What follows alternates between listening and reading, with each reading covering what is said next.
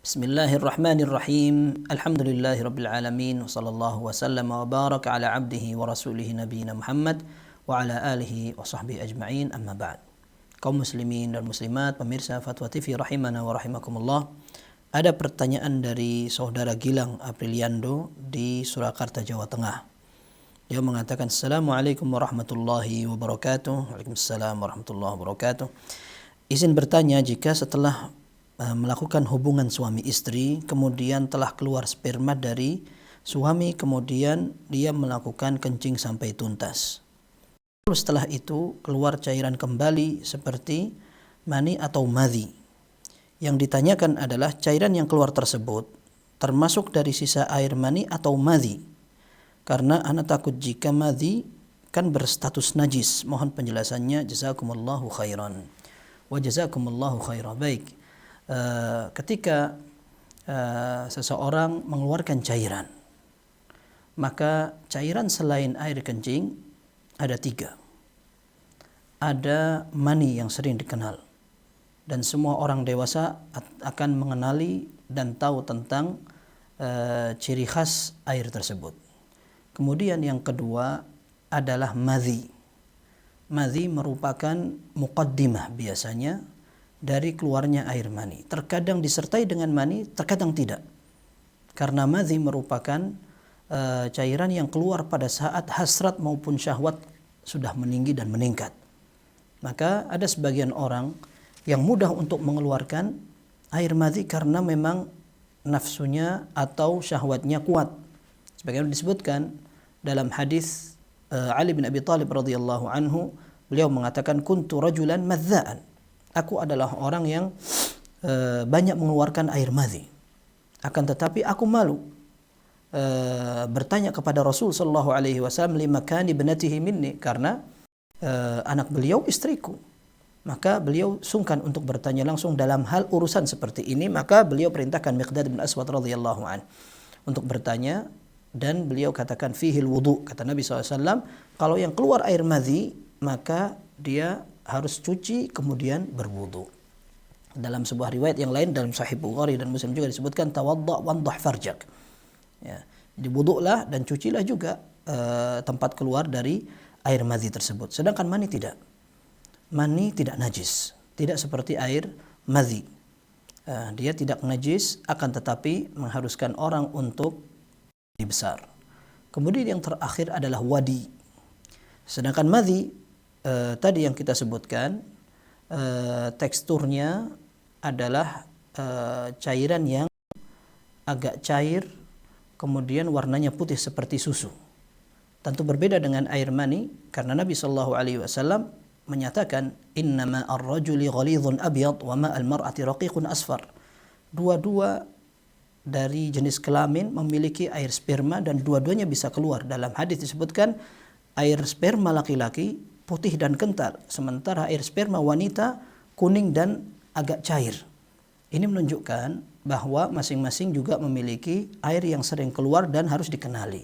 Apabila yang keluar itu konsekuensinya berbeda dengan air madhi yang menjadi muqaddimah syahwat seseorang, maka bentuknya juga berbeda. Yang ketiga adalah wadi. Wadi ini air yang sering kali keluar ketika orang habis melakukan buang air kecil atau besar. Dan orang berbeda-beda.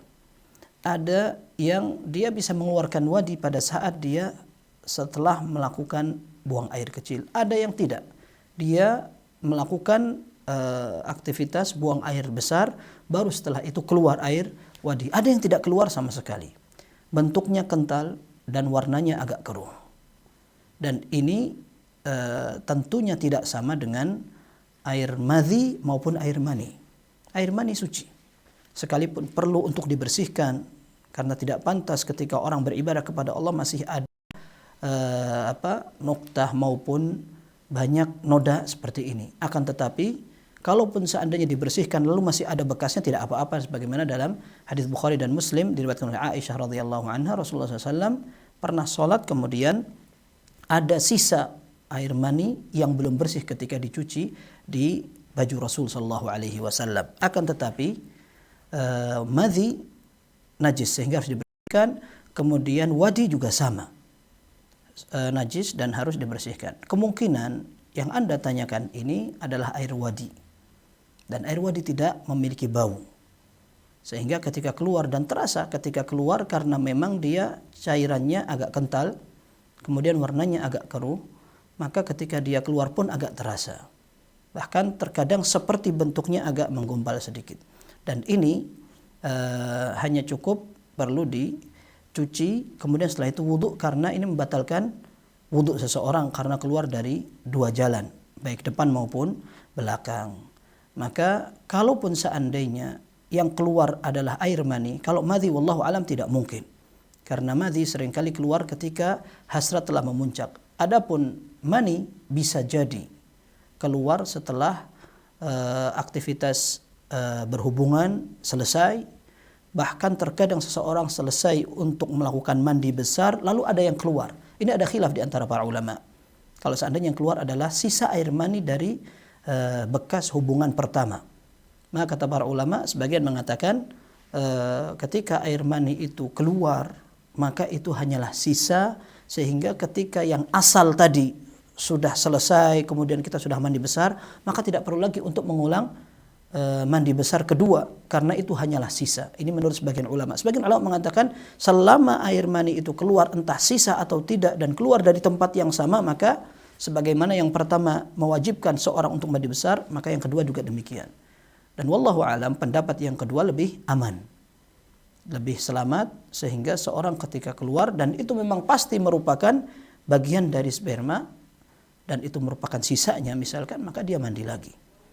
Akan tapi wallahu alam, ketika pertanyaan tadi disampaikan dan cairan itu keluar setelah aktivitas buang air kecil, maka wallahu alam yang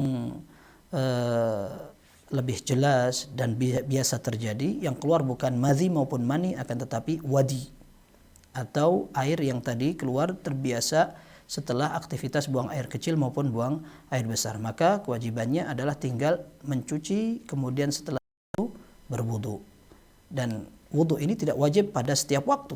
Kalau dia akan melaksanakan sholat, maka dia melaksanakan wudu. Kalau seandainya tidak ingin untuk melaksanakan sholat, maka tidak mengapa dia tidak berwudu. Akan tetapi yang jelas tidak mewajibkan seorang untuk mandi besar kembali, kecuali apabila penanya betul-betul melihat bahwa yang keluar adalah bentuk air mani, maka dia lakukan apa yang telah kita sampaikan. Mandi lebih selamat dan lebih aman. Wallahu ta'ala a'lam. Sallallahu wasallam wa baraka ala abdihi wa rasulihi nabiyina Muhammad wa ala alihi wa sahbihi ajma'in.